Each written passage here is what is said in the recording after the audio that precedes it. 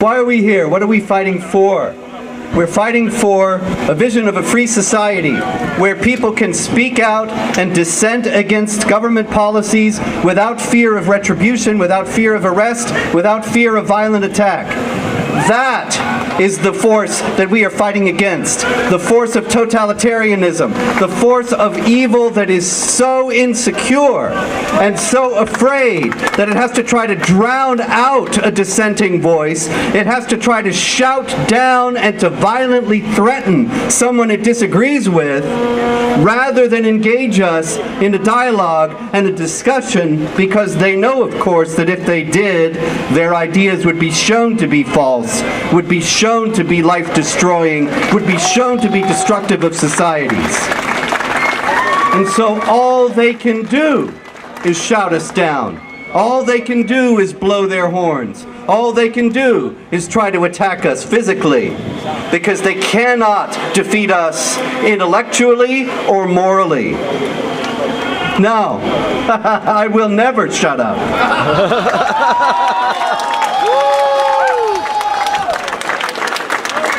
We are fighting for a truly free society in which all people have equality of rights before the law, and there is no special privileged class. It is no coincidence, and it is no accident that these leftist forces of totalitarianism, who are trying to drown us out, are working hand in hand with Islamic supremacists who want to bring Islamic law to the West, which also, as Pamela said, denies the freedom of speech, denies free discussion and free inquiry, and will violently threaten those who dare to step out of line. There is no accident there in that convergence. They are the forces of authoritarianism, the forces that are arrayed against freedom and democracy and true human rights.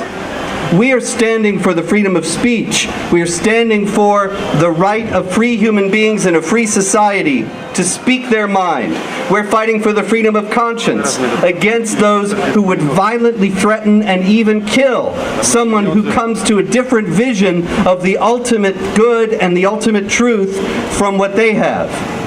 We are fighting for the equality of rights of all people before the law against an entrenched legal system that systematically denies equality of rights to women and equality of rights to non-Muslims. We are fighting for a society in which everyone can have a place as long as everyone respects the rules of the society in which they're in and does not try to bring in this radically intolerant system that is trying to impose itself upon us. Tolerance of the intolerant is suicide.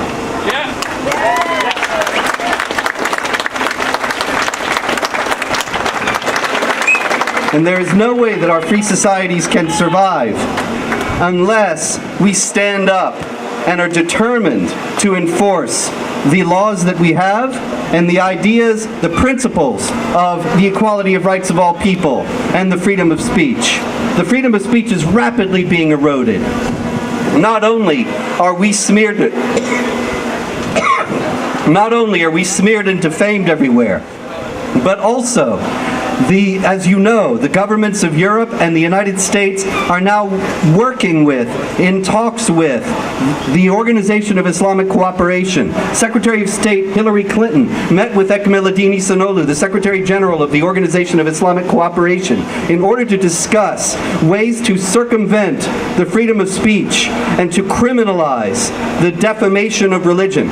We're not about defamation of religion. We're not about attacking any religion, as Pamela said. But we have to speak the truth about these things. And this is not Islamophobia, this is Islamo-realism.